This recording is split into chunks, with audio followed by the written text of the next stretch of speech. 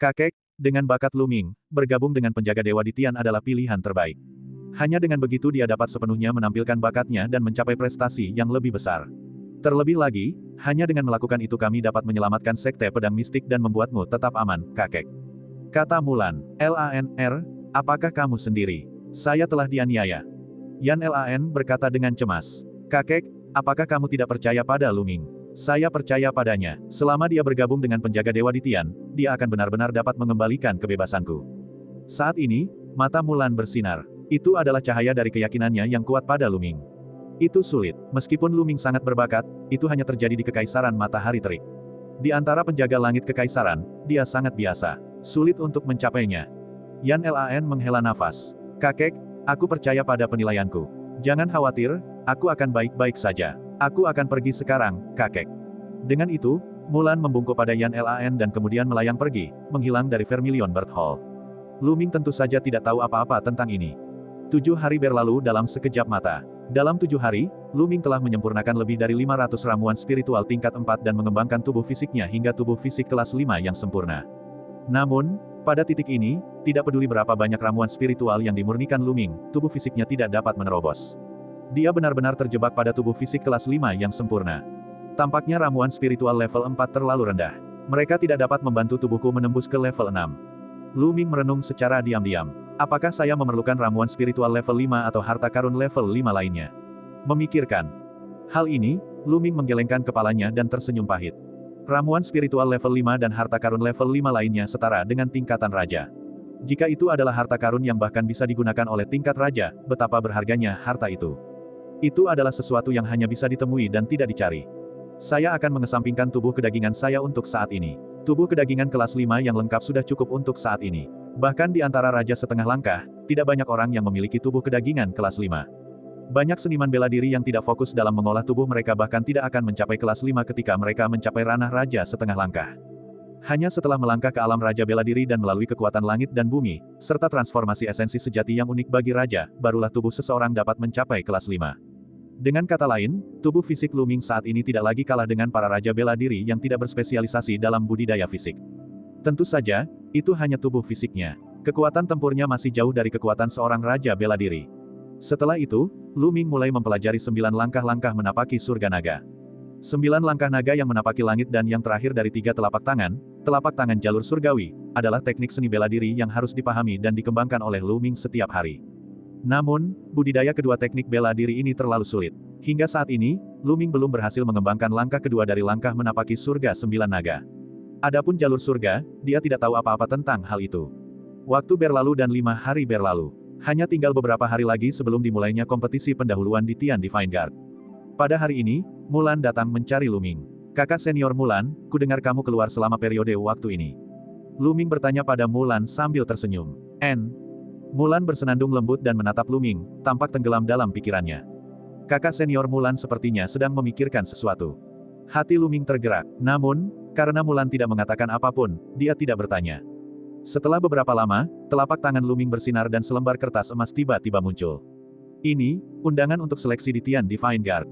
Mata Luming berkedip dan dia tidak bisa menahan diri untuk tidak berkata apa-apa. Mulan mengangguk. Dia membuka undangan dan mengungkapkan kata-kata di dalamnya. Kekaisaran Matahari Terik, Luming. Di undangan itu, ada 6 kata berwarna emas. Kenapa ini aku? Murid Luming tiba-tiba menyusut dan dia berteriak tak percaya. Pada awalnya, Luming mengira Mulan telah menerima undangan orang lain. Itu seperti angin, tak kenal takut, dan Ling Yanqi. Dia tidak pernah menyangka namanya ada di undangan tersebut. Luming, ini adalah surat undangan untuk pemilihan di Tian Divine Guard. Ambil, saya harap Anda dapat mengalahkan Qiyu Changkong dan berhasil bergabung dengan di Tian Divine Guard. Mulan akhirnya mengungkapkan senyuman tipis. Kakak senior Mulan, dari mana kamu mendapatkan undangan ini? Luming bertanya, merasa sangat penasaran. Undangan dari Istana Langit Empyrean tidak bisa dipalsukan karena ada ukiran prasasti khusus di atasnya yang membuatnya mudah untuk dibedakan. Tidak ada yang berani meniru dia kecuali mereka ingin mati. Aku, kakak seniormu, punya caraku sendiri. Anda tidak perlu khawatir tentang itu. Ambillah dan lakukan dengan baik. Aku percaya padamu. Mulan menyampaikan undangan itu kepada Luming dan berkata sambil tersenyum. Luming menerimanya dengan bingung. Luming, aku mungkin harus meninggalkan Sekte Pedang Mistik mulai hari ini dan seterusnya. Tiba-tiba, Mulan menghela nafas. Apa, kakak senior Mulan, kamu meninggalkan Sekte Pedang Mistis? Apakah Anda akan mendapatkan pengalaman, atau? Lu Ming bertanya dengan tergesa-gesa. Dia merasa ada hal yang sangat aneh. Tidak satupun dari mereka. Mulan menggelengkan kepalanya dan mengamati Lu Ming dengan cermat. Setelah beberapa saat, dia berkata, Lu Ming, selama kamu bergabung dengan penjaga Dewa Ditian, mungkin kita akan bertemu lagi. Mulan tiba-tiba melangkah maju dan menarik Lu Ming ke dalam pelukannya. Lu Ming tercengang. Saat berikutnya, dia merasakan 2 bongkahan daging terjepit di dadanya. Mereka sangat elastis. Aroma tubuh Mulan tercium di hidungnya, membuat jantung Lu Ming berdebar kencang. Mulan memeluk Lu Ming dengan erat. Setelah beberapa lama, dia tiba-tiba melepaskannya. Wajahnya memerah. Dia melirik Lu Ming, lalu berbalik dan pergi. Lu Ming, bergabunglah dengan pengawal ilahi di Tian. Saya berharap dapat bertemu Anda lagi. Suaranya terdengar samar, tapi keindahannya telah menghilang. Kakak senior Mulan, Lu Ming menatap ke arah yang ditinggalkan Mulan dengan bingung. Dia tidak sadar untuk waktu yang lama.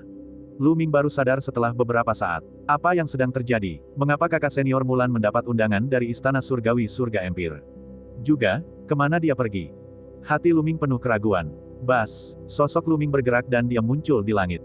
Dia melihat ke kejauhan dan melihat Mulan sudah pergi. Dia tidak tahu kemana dia pergi. Din, ya, pergi dan tanya dekan. Lu Ming memikirkan Yan Lan. Yan Lan adalah kakek Mulan, jadi dia harus mengetahui cerita di dalamnya. Setelah beberapa saat, Lu Ming menemukan Yan Lan di Vermilion Bird Hall. Sudah lama sejak terakhir kali mereka bertemu dan Yan Lan sepertinya sudah semakin tua. Hati Lu Ming menegang dan dia merasa ada yang tidak beres. Lu Ming, duduklah. Yan Lan mengundang Lu Ming untuk duduk dan menuangkan secangkir teh untuknya. Aku tahu kamu akan datang mencariku. Anda ingin bertanya tentang Lan, kan? Kata Yan Lan. Tidak buruk. Lu Ming mengangguk dan segera menanyakan pertanyaannya. Yan Lan terdiam. Dia sepertinya telah tenggelam dalam kenangan yang mendalam. Setelah beberapa saat, dia menghela nafas. Lu Ming, aku akan menceritakan semuanya padamu. Gadis itu, Laner, keras kepala. Dia tidak akan mengatakan apapun.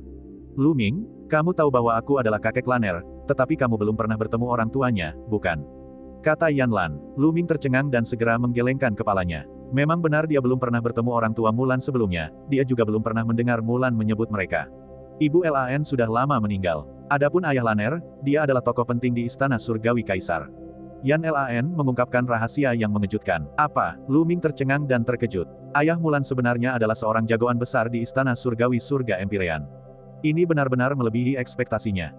Karena ayah Mulan adalah tokoh penting di Istana Langit-Langit Empyrean, mengapa Mulan tetap tinggal di Sekte Pedang Mistik alih-alih berkultivasi di istana?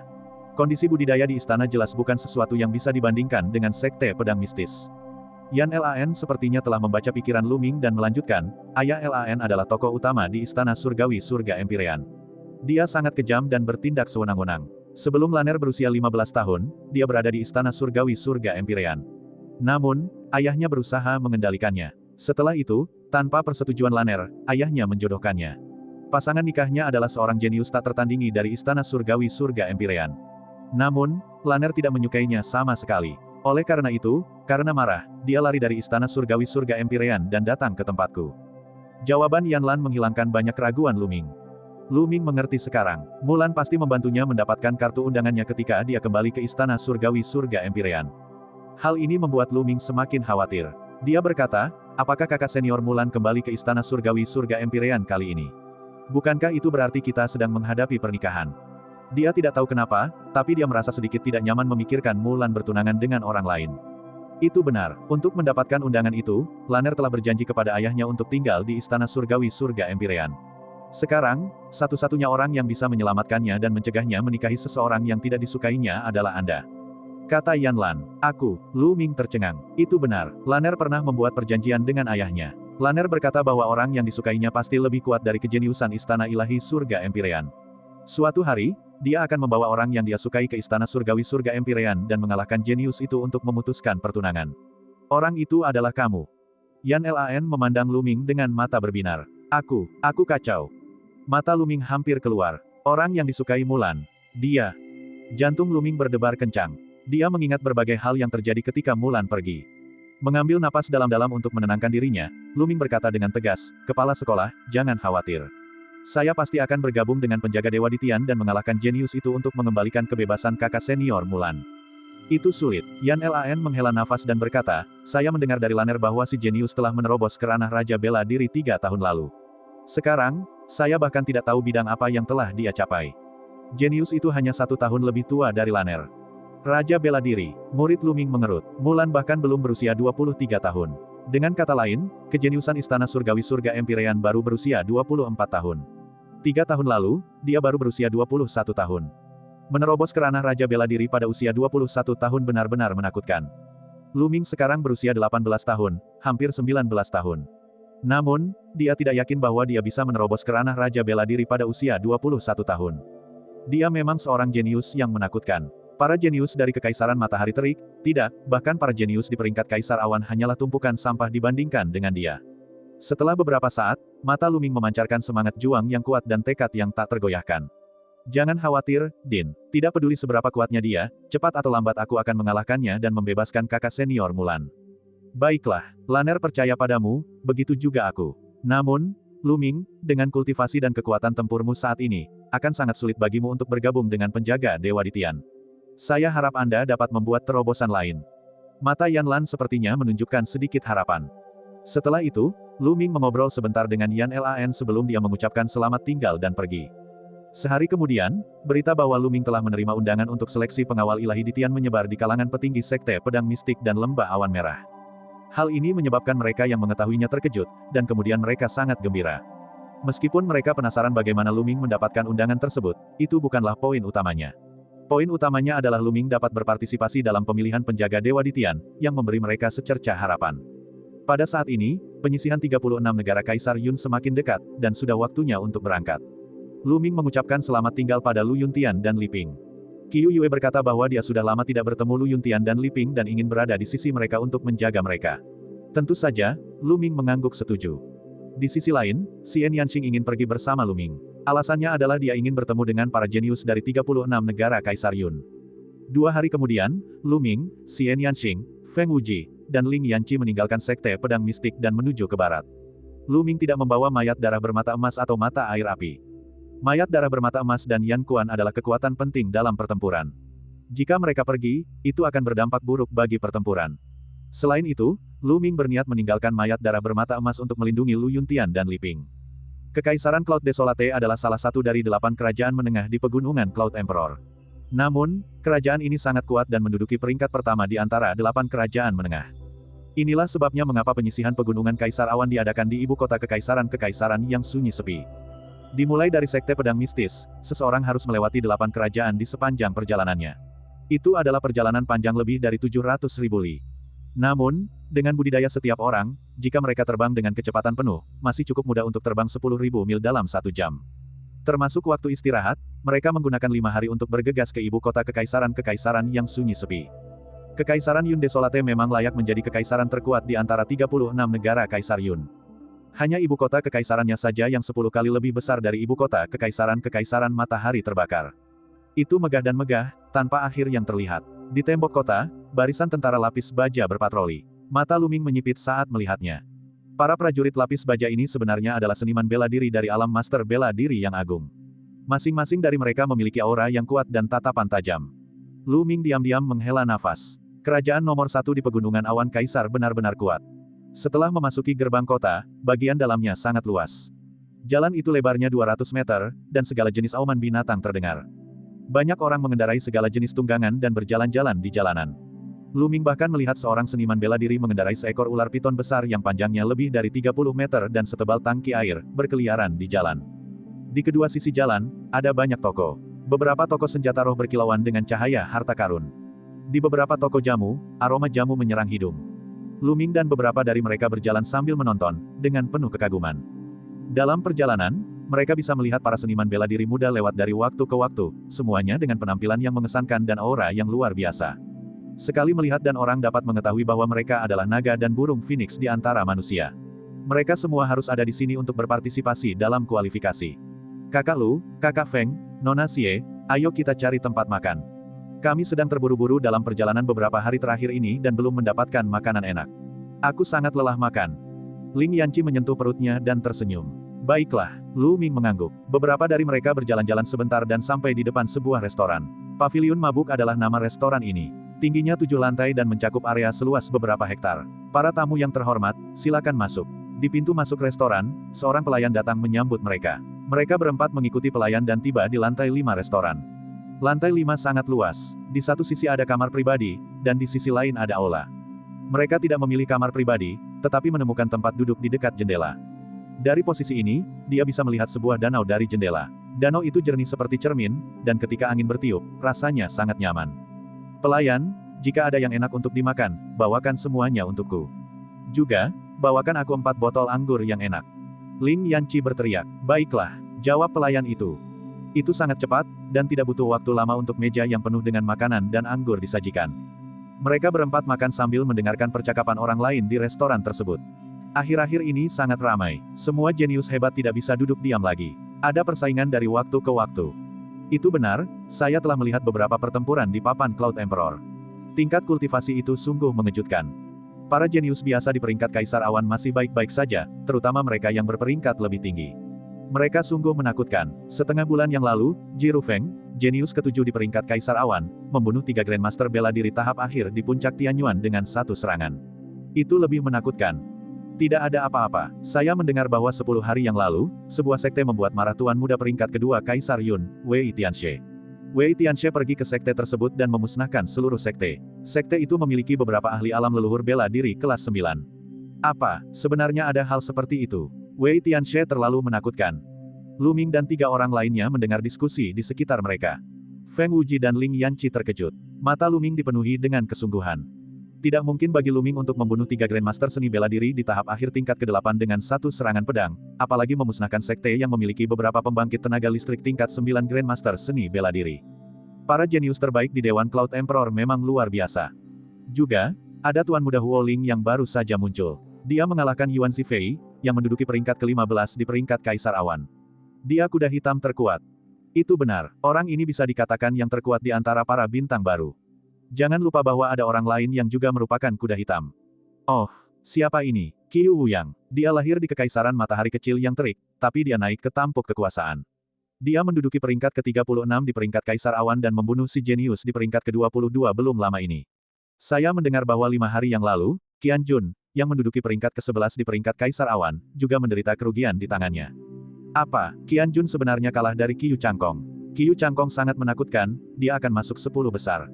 Di pegunungan Cloud Emperor, generasi muda ini memang sangat kuat.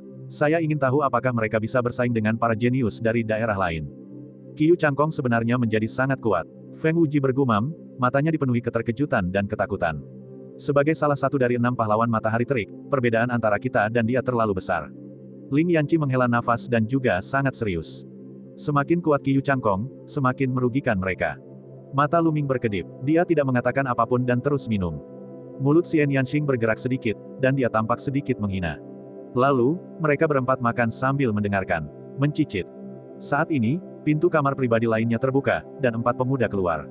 Keempat pemuda ini semuanya mengenakan jubah biru, disulam dengan pisau panjang berwarna biru langit.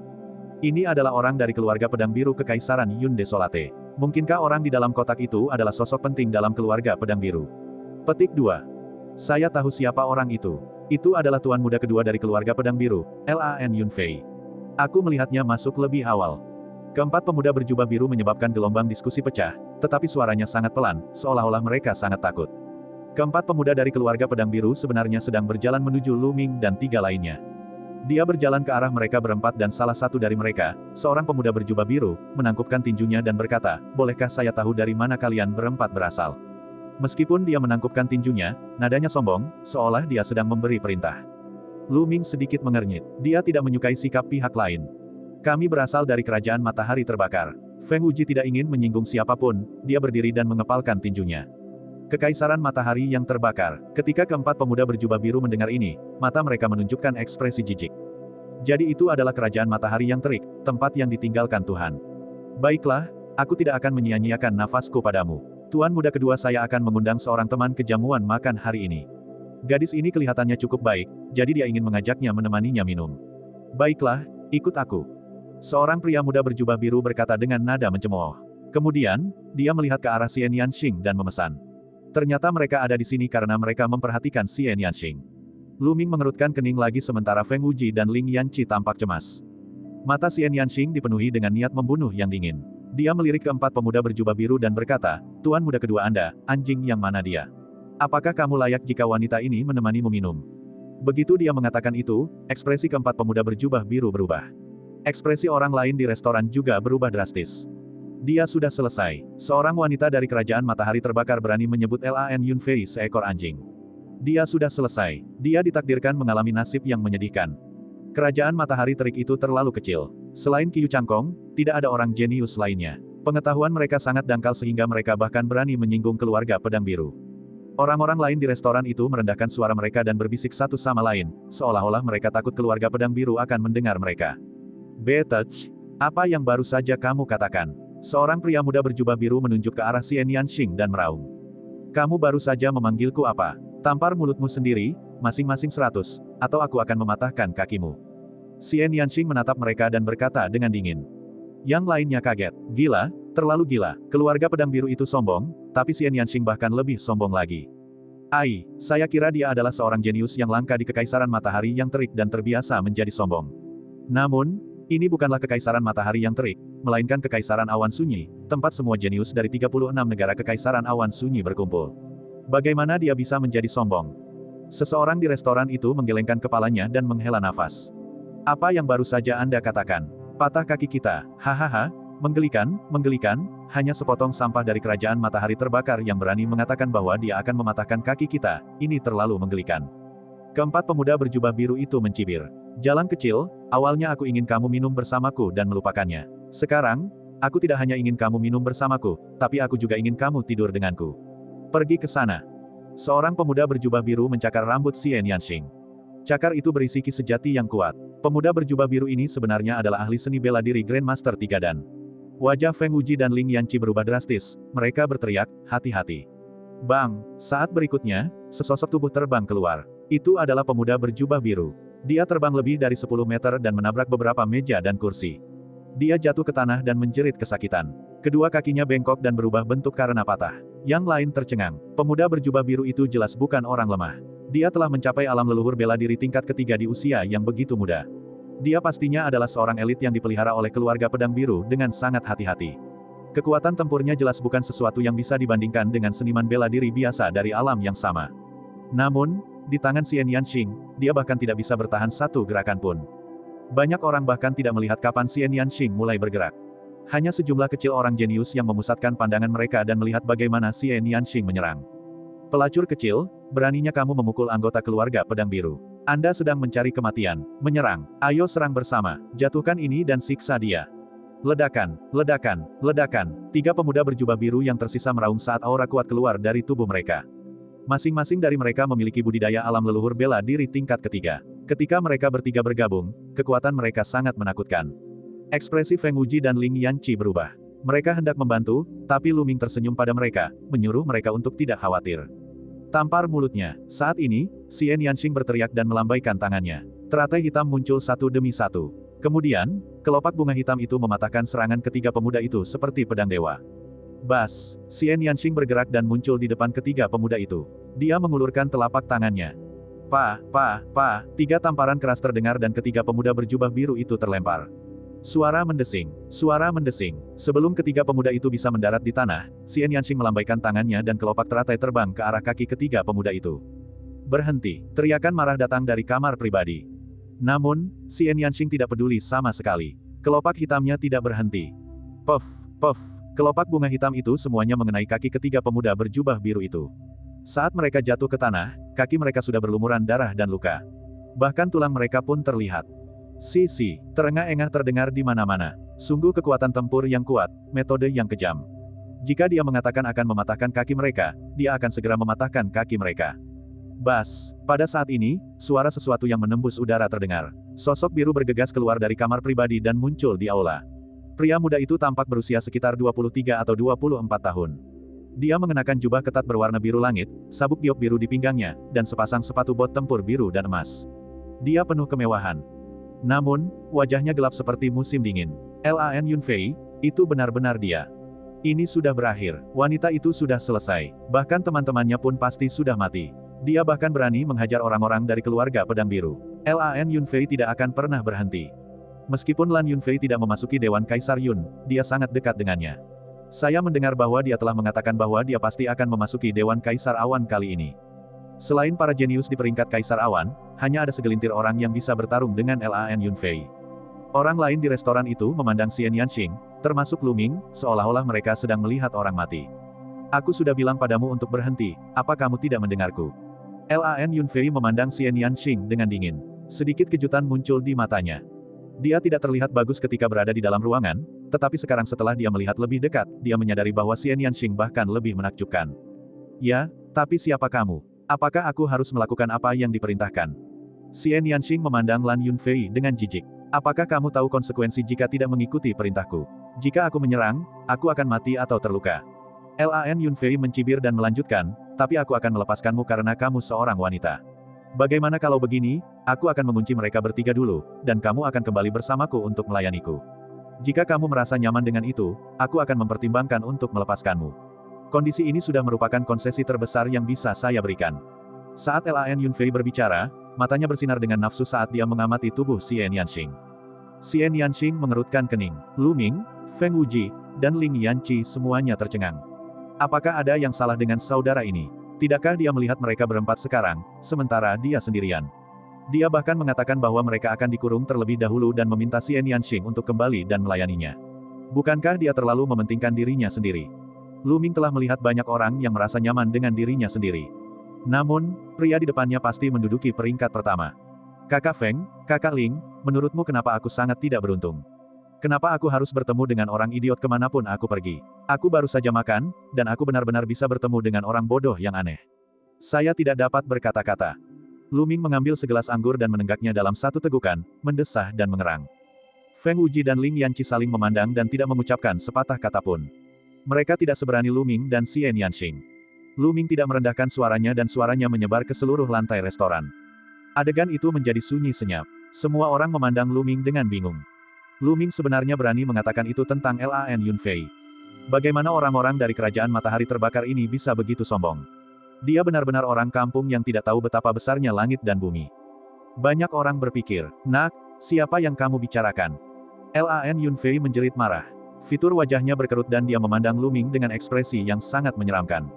Aku akan mengatakan siapa yang menjawab. Lu Ming terus mengangkat gelas anggurnya dan menjawab dengan acuh tak acuh. Dia kemudian meminum anggur itu dalam sekali teguk. Anda sedang mencari kematian, Anda sedang mencari kematian. Sekarang, saya menarik kembali apa yang baru saja saya katakan. Kamu mati, tidak ada kondisi yang bisa menyelamatkan Anda. Lan Yunfei berteriak dengan marah. Aura kuat keluar dari tubuhnya. Sinar cahaya pedang melesat dan menebas ke arah Lu Ming. Aku lawanmu. Mata Xian Yanxing menjadi dingin. Dia melambaikan tangannya dan teratai hitam muncul di depan pancaran pedang. Dentang, cahaya pedang menghantam bunga teratai hitam, menyebabkan percikan api beterbangan ke segala arah. Cahaya pedang terhalang. Jika kamu berani menghentikanku, aku akan membunuhmu juga. Lan Yunfei sangat marah. Niat membunuhnya meningkat. Pedangnya bersenandung lembut dan pancaran pedang tajam Qi melesat ke arah Xian Yanxing. Dia berada di puncak alam leluhur bela diri tingkat 4. Budidaya Lan Yunfei telah mencapai puncak alam leluhur bela diri tingkat keempat. Tidak heran dia berada di urutan kedua setelah para jenius di peringkat Kaisar Awan. Pada peringkat Kaisar Awan, beberapa orang yang berada di peringkat terbawah hanya berada pada tahap awal alam leluhur bela diri tingkat kelima. Siapa yang bisa kamu bunuh? Xian Yanxing mencibir saat aura kuat keluar dari tubuhnya. Nenek moyang bela diri tahap 4 dan selanjutnya. Selama periode ini, kemajuan Xian Yanxing juga sangat mengejutkan. Dia sepenuhnya memanfaatkan keuntungan dari garis keturunan raja tingkat ke-7. Telapak tangan iblis yang hebat. Xian Yanxing melambaikan tangannya dan mengirimkan cetakan telapak tangan ke arah Lan Yunfei. Dia tidak tahu level apa teknik bela diri Xian Yanxing. Ketika dia menjadi Grandmaster bela diri, dia menggunakan teknik bela diri yang sama. Sekarang dia adalah leluhur bela diri, dia menggunakan teknik bela diri yang sama. Selain itu, seiring dengan peningkatan tingkat kultivasi Xian Yanxing, kekuatan keterampilan bela diri ini menjadi semakin menakutkan. Ledakan, ledakan. Dalam sekejap, telapak tangan dan cahaya pedang bertabrakan 8 kali berturut-turut, menghasilkan 8 dentuman keras. Tentu saja, dalam gerakannya, mereka dengan sengaja memampatkan energi aslinya dan tidak membiarkannya menyebar. Kalau tidak, seluruh restoran akan diledakkan. Mampu membangun restoran sebesar itu di ibu kota kekaisaran-kekaisaran yang terpencil bukanlah sesuatu yang bisa dilakukan oleh orang biasa. Jika dia meledakkannya, mungkin akan sulit untuk dijelaskan. Setelah 8 langkah, Lan Yunfei mundur 8 langkah. Dia benar-benar dirugikan. Orang lain di restoran itu tercengang. Bagaimana seorang wanita tak dikenal dari kerajaan matahari terbakar bisa menekan Lan Yunfei? Bagaimana ini mungkin? Jika kebenaran tidak ada di depan mata mereka, mereka tidak akan mempercayainya. Ark, mati. Kemarahan Lan Yunfei melonjak ke langit. Matanya dipenuhi dengan niat membunuh yang dingin. Dengan suara gemuruh yang keras, cahaya darah meledak dan pedang berwarna biru langit muncul. Di sekitar pedang itu, ada dua cakra perak. Ini adalah garis keturunan Lan Yunfei, garis keturunan raja tingkat kedua. Memotong. Garis keturunannya meledak, meningkatkan kekuatan tempur Lan Yunfei sedikitpun. Dia menebas Xian Yanxing. Aku terlalu malas untuk bermain denganmu. Mata Xian Yanxing menjadi dingin saat dia mengangkat tangannya. Pada saat ini, tangan seperti giok juga mengembun di udara. Tangan ini tidak nyata, setidaknya 10 kali lebih besar dari tangan Xian Yanxing. Itu sempurna, seperti karya seni yang paling sempurna. Sama seperti tangan Xian Yanxing, berbentuk bunga dan penuh pesona iblis. Merusak. Segera, Xian Yanxing berteriak dan menjentikkan jarinya yang mencubit bunga. Bang! Cahaya pedang dari tebasan Lan Yunfei langsung hancur. Kekuatan jari tidak berhenti dan melesat ke arah Lan Yunfei. Ekspresi Lan Yunfei berubah drastis. Sudah terlambat baginya untuk menghindar, jadi dia hanya bisa memblokir dengan pedangnya. Dengan ledakan, Lan Yunfei mengerang dan mundur lebih dari 10 meter. Dia menabrak beberapa meja sebelum dia bisa menstabilkan dirinya. Darah muncrat dari mulutnya. Sisigu, terengah-engah terdengar di mana-mana. Xian Yanxing terlalu kuat. Lan Yunfei bukan tandingannya bahkan sebelum garis keturunannya diaktifkan. Selain Qiu Changkong, kapan Kekaisaran Matahari Terik memiliki kejeniusan yang begitu kuat? Turun. Xian Yanxing berteriak lagi dan menekan telapak tangannya ke bawah. Tangan besar itu juga menekan pada saat yang sama, menekan ke arah Lan Yunfei. Lan Yunfei berteriak dengan marah. Dia meledak dengan seluruh kekuatannya dan menebas ke atas. Tapi dengan keras, cahaya pedang itu langsung hancur, dan telapak tangannya ditekan tanpa henti. Lan Yunfei meraung. Bas. Saat ini, terdengar suara menusuk udara di puncak tangga. Sesosok bergegas seperti kilat dan tiba di depan Lan Yunfei. Dia melayangkan pukulan ke atas. Ledakan. Gelombang udara menyapu, dan kekuatan tinju serta telapak tangan menghilang. Saat ini, semua orang melihat sudah ada satu orang lagi di depan Lan Yunfei. Itu dia, yang 6 ekstrim, peringkat ke-33 dalam peringkat Kaisar Awan, yang Liu Ji dari Sekte Matahari Besar Kekaisaran Darah Zhao. Mungkinkah dia yang diundang Lan Yunfei? Saat melihat siapa orang itu, penonton kembali berseru kaget. Itu sebenarnya dia. Bibir Lu Ming membentuk senyuman. Kembali ke reruntuhan istana Kaisar Yun, Lu Ming pernah bertarung dengan Yang Liu Ji. Pada akhirnya, Lu Ming mengalahkan Yang Liu Ji dengan bantuan mayat darah bermata emas. Xian Yanxing juga tercengang karena dia juga mengenali Yang Liu Ji. Di sisi lain, ekspresi Feng Wuji dan Ling Yanqi berubah drastis. Kekaisaran Matahari yang Terik dan Kekaisaran Darah Zhao saling berdekatan, dan nama Yang Liu Ji sudah lama bergema di telinga mereka. Saudara Yang, kamu akhirnya datang. Melihat Yang Liu Ji, Lan Yunfei sangat gembira. Saudara Lan, maaf saya terlambat. Yang Liu Ji berkata sambil melihat sekeliling. Saat dia melihat Xian Yanxing dan Lu Ming, dia tercengang. Kemudian, matanya bersinar dengan niat membunuh yang dingin. Bajingan kecil, apakah itu kamu? Haha, bagus, bagus, sepatu besimu sudah usang karena pencarian yang lama, tetapi kamu menemukannya tanpa usaha apapun. Karena aku bertemu denganmu hari ini, maka jangan pergi. Yang Liu Ji mengungkapkan senyuman sinis. Ketika dia keluar dari istana Kaisar Yun, dia ingin meminta tuan senior dari istana Matahari Besar untuk membunuh Lu Ming, tetapi Lu Ming melarikan diri terlalu cepat. Dia mencari di sekitar istana Kaisar Yun tetapi tidak dapat menemukan Lu Ming. Selama periode waktu ini, dia sangat membenci Lu Ming. Dia tidak menyangka akan bertemu dengannya di sini. Dia sangat gembira sampai dia hampir tertawa terbahak-bahak. Apa yang salah? Kamu telah dikalahkan, apakah kamu ingin dipukul lagi? Lu Ming berkata dengan acuh tak acuh. Penonton tercengang. Dari nada bicara Lu Ming, mungkinkah Yang Liu Ji pernah kalah dari Lu Ming sebelumnya? Mustahil. Kalau memang begitu, bukankah kerajaan matahari terbakar terlalu menakutkan? Omong kosong, bajingan kecil. Saat itu, Anda hanya mengandalkan kekuatan luar dan boneka. Sekarang bonekamu hilang, aku akan membunuhmu dalam 3 gerakan. Yang Liu Ji berteriak dan buru-buru mengoreksi kata-kata Lu Ming. Yang lain menyadari, ternyata Lu Ming mengandalkan kekuatan luar. Tidak heran, percuma jika bukan karena kemampuannya sendiri.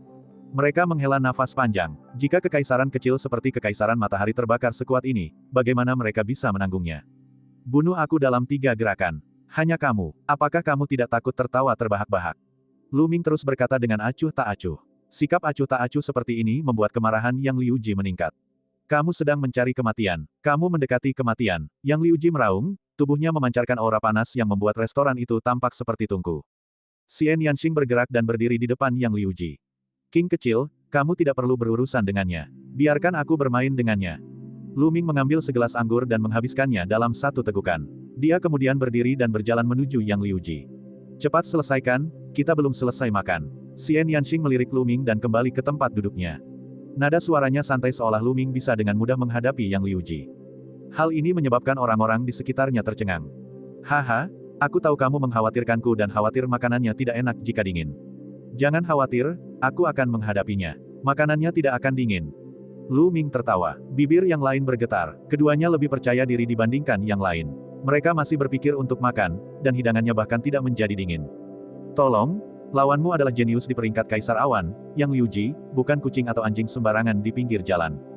Gila, terlalu gila. Yang Liuji hampir muntah darah, merasakan jantung, hati, limpa, paru-paru, dan ginjalnya berdenyut kesakitan. Dia menarik napas dalam-dalam beberapa kali untuk menenangkan dirinya. Percuma mengandalkan mulutmu, Anda akan segera membayar harga atas kebodohan Anda. Yang Liuji meraung, dan aura panas di sekujur tubuhnya menjadi lebih kuat. Seluruh tubuhnya seperti matahari, dan dia hampir membakar restoran itu. Tempat ini terlalu sempit, ayo keluar dan bertarung. Kata Lu Ming. Bagus, itulah yang kuinginkan. Yang Liuji berteriak dengan marah.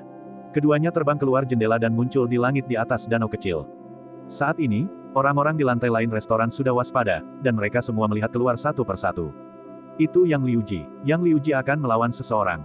Siapa orang lain itu? Apakah dia juga seorang jenius di peringkat Kaisar Awan? Petik 2. Tidak ada orang seperti itu di peringkat Kaisar Yun. Dia sangat muda, dia terlihat kurang dari 20 tahun. Orang ini benar-benar berani melawan Yang Liuji, ini akan menjadi pertunjukan yang bagus. Orang-orang di lantai lain restoran sedang berdiskusi. Mati, dan EBSP, bunuh. Saat mereka meninggalkan restoran, Yang Liuji meraung, auranya meledak. Puncak Wuzong 5 dan. Jelas sekali, budidaya Yang Liuji juga meningkat selama periode waktu ini. Kembali ke reruntuhan Istana Kaisar Awan, budidaya Yang Liuji hanya berada pada tahap awal alam leluhur bela diri tingkat kelima. Ledakan, kekuatan api yang kuat meledak, membuat Yang Liuji tampak seperti matahari kecil. Itu memancarkan aura yang sangat panas, dan air danau di bawahnya mulai mendidih, memenuhi udara dengan kabut. Tinju matahari surgawi. Yang Liuji meraung dan melayangkan pukulan ke arah Lu Ming. Sinar kepalan tangan yang seterang matahari ditujukan ke Lu Ming. Lu Ming menyerang dengan telapak tangannya dan cetakan telapak tangan besar muncul, berbenturan dengan pancaran kepalan tangan. Setelah ledakan keras, pancaran kepalan tangan dan cetakan telapak tangan menghilang. Satu gerakan, Lu Ming bergumam. Bukankah Yang Liuji mengatakan dia akan membunuhnya dalam 3 gerakan? Dia membantunya menghitung. Ekspresi Yang Liuji berubah. Lu Ming sebenarnya bisa memblokir salah satu gerakannya. Tatapannya berubah menjadi serius. Tinju matahari dewa yang agung, pancaran sinarnya menghancurkan langit. Yang Liuji meraung lagi dan melayangkan pukulan. Pukulan ini bahkan lebih mengerikan lagi. Itu seperti matahari yang jatuh. Yang Liuji, yang telah mencapai puncak alam Grandmaster seni bela diri tahap kelima, memiliki kekuatan tempur yang sangat menakutkan. Seorang pejuang biasa di puncak alam Grandmaster seni bela diri tahap ketujuh mungkin hanya memiliki kekuatan tempur semacam ini. Telapak tangan binatang. Lu Ming memukul telapak tangan lainnya. Cakar binatang besar muncul dan meraih energi tinju seperti matahari. Puff! Kekuatan tinju seperti matahari itu seperti nyala api kecil yang menyedihkan yang dipadamkan oleh cakar binatang itu. 2 gerakan. Lu Ming berkata lagi. Orang-orang yang menyaksikan pertempuran itu tercengang, terutama mereka yang berada di lantai 5. Lu Ming sebenarnya bisa bertarung dengan Yang Liuji. Ini terlalu sulit dipercaya. Kekaisaran matahari yang terik terlalu menakutkan. Para ahli bermunculan satu demi satu. Ark, sialan, tinju dewa matahari besar, membakar dunia. Yang Liuji meraung marah dan menggunakan gerakan terkuatnya. Di saat yang sama, kekuatan garis keturunannya meledak. Garis keturunannya juga berada di tingkat kedua tingkat raja. Hualala, air danau di bawahnya bergejolak dan benar-benar mendidih. Sinar tinju yang mengejutkan menimpa Lu Ming dari atas. Merusak, Lu Ming berkata dengan lembut. Sebuah tombak panjang muncul di tangannya dan dia menusukkannya ke atas. Cici, tombak panjang itu menembus pancaran tinju Yang Liuji. Tubuh Lu Ming bergegas melewatinya dan terbang ke langit.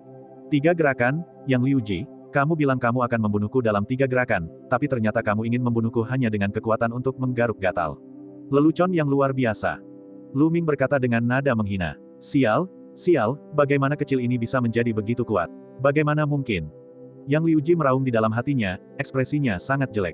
Dia menatap Lu Ming dan berkata dengan dingin, aku akan melepaskanmu hari ini, dan kita akan bertarung di lain hari. Dengan itu, dia ingin pergi. Hari yang lain. Apa aku bilang hari lain? Anda ingin pergi setelah bertengkar. Bagaimana bisa ada hal yang begitu baik di dunia? Tetaplah di sini. Lu Ming berkata dengan dingin. Aura menakutkan menyelimuti Yang Liuji. Apa yang ingin kamu lakukan? Apakah kamu masih ingin mengambil tindakan terhadapku? Beraninya kamu. Saya adalah murid dari Great Sun Mansion, apakah Anda mengerti? Saya adalah murid dari Istana Matahari yang Agung. Yang Liuji meraung. Dan EBSCP, Anda tidak perlu mengulangi bahwa Anda adalah murid Prefektur Matahari Agung. Prefektur Great Sun bukanlah urusanku. Saya tidak peduli dari mana asalmu. Ambil saja satu seranganku dan kamu akan mati. Lu Ming berteriak, auranya liar saat dia menarik tombak panjang itu ke bawah. Ledakan, cahaya tombak yang panjangnya ratusan meter, membawa kekuatan angin dan api, menimpa Yang Liuji. Saat pancaran tombak masih di udara, danau di bawahnya tertahan oleh kekuatan udara. Air danau terbelah menjadi dua, dan muncullah zona tanpa air yang panjangnya beberapa ratus meter. Bentuknya sama dengan pancaran tombak. Kau pengecut. Ah! Yang Liuji meraung dan menggunakan seluruh kekuatannya untuk meninju udara belasan kali dalam upaya memblokir cahaya tombak. Namun, itu tidak ada gunanya. Selusin lampu tinju itu seperti kembang api dan runtuh dalam satu serangan. Momentum pancaran tombak itu tidak berhenti dan menghantam tubuh Yang Liuji dengan keras. Tubuh Yang Liuji seperti bola meriam, jatuh ke arah danau. Ledakan, dia terjatuh dengan keras ke dalam danau, menyebabkan gelombang besar. Bahkan tanah berguncang, dan pusaran air muncul di permukaan danau. Semua orang melihat Yang Liuji telah membuat lubang yang dalam di dasar danau, dan air danau telah membanjiri Yang Liuji sepenuhnya. Ini sialan, semua penonton di sekitarnya tercengang. Dan EBSCP, ini terlalu kejam. Dia telah mengalahkan Yang Liuji dengan satu gerakan dan Yang Liuji tidak punya kesempatan untuk melawan. Terutama penonton di level kelima. Mulut mereka terbuka lebar sehingga mereka bisa menelan seekor ayam. Ini gila, Kekaisaran Matahari Terbakar itu gila. Bagaimana bisa ada begitu banyak prajurit berbakat? Petik 2. Itu benar, Kerajaan Matahari Terbakar selalu berada di peringkat paling bawah dalam daftar. Sungguh sulit dipercaya bahwa begitu banyak orang jenius telah lahir. Orang-orang di lantai 5 berteriak tidak percaya. Suara mendesing. Pada saat ini, sesosok tubuh bergegas ke dalam danau dan keluar lagi pada saat berikutnya. Itu adalah Lan Yunfei. Dia memegang Yang Liuji di pelukannya. Tubuh Yang Liuji berlumuran darah, dan wajahnya pucat. Darah menetes dari mulutnya, dan matanya penuh rasa tidak percaya, malu, dan marah. Sebelumnya, dia tanpa malu-malu membual bahwa dia akan membunuh Lu Ming dalam 3 gerakan. Pada akhirnya, Lu Ming dengan mudah menerima 3 gerakannya. Tidak hanya itu, dia juga telah menghajarnya setengah mati dalam 1 gerakan. Hal ini membuatnya ingin mencari lubang untuk bersembunyi. Jika Anda tidak memiliki kekuatan, tetaplah bersikap low profile. Jangan selalu bertingkah seolah Anda yang terbaik di dunia. Ini memalukan. Kali ini, aku akan memberimu pelajaran. Enyah. Lu Ming melambaikan tangannya, seolah-olah seorang penatua sedang menguliahi seorang junior. Kamu menang. Yang Liuji sangat marah hingga dia memuntahkan seteguk darah lagi. Lu Ming, jangan terlalu sombong. Anda sebaiknya tidak bertemu dengan kakak saya selama pemilihan di Tian Divine Guard. Jika tidak, Anda akan mati dengan kematian yang buruk. Ayo pergi. Lan Yunfei meraung marah, lalu sosoknya melonjak ke langit. Lu Ming tersenyum dan tidak keberatan. Dia kembali ke restoran dalam sekejap. Ayo, lanjutkan makan. Lu Ming tertawa dan duduk untuk makan dan minum lagi. Orang-orang lain di restoran itu tercengang. Saudara Lu, kita harus waspada terhadap kakak yang dibicarakan oleh Lan Yunfei. Wajah Feng Wuji berubah serius. Itu benar, jenius peringkat kelima di Dewan Kaisar Cloud juga memiliki nama keluarga Lan, namanya Lan Yundao. Saya cukup yakin dia adalah kakak laki-laki Lan Yunfei. Ekspresi Ling Yanqi juga serius. Meskipun kekuatan tempur Lu Ming kuat, mereka tidak berpikir bahwa Lu Ming bisa menandingi mereka yang berada di peringkat teratas Kaisar Yun. Orang-orang itu terlalu kuat, mereka semua monster. Kelima di peringkat Kaisar Awan. Mata Lu Ming berkedip dan bibirnya membentuk senyuman. Dia tidak keberatan dan terus makan dan minum. Setelah beberapa saat, mereka berempat meninggalkan restoran dan mencari penginapan untuk ditinggali. Masih ada 3 hari sebelum kompetisi pendahuluan di Tian Divine Guard. Pada saat ini, berita tentang pertempuran Xian Yanxing, Lu Ming, Lan Yunfei, dan Yang Liuji menyebar dengan cepat. Banyak orang kaget dan diam-diam menghela nafas. Ada begitu banyak orang jenius akhir-akhir ini, dan satu lagi orang jenius yang tidak dikenal telah bangkit. Di sebuah kamar di penginapan, Lu Ming duduk bersila dan memikirkan tentang pertempuran itu. Omong-omong, ini adalah pertama kalinya Lu Ming bertarung langsung dengan seorang jenius di peringkat Kaisar Awan. Meski tampil percaya diri di permukaan, ia tak berani meremehkan lawannya. Yang Liuji hanya menduduki peringkat ke-33 dalam daftar Kaisar Awan, namun budidayanya telah mencapai puncak alam leluhur bela diri tahap ke-5.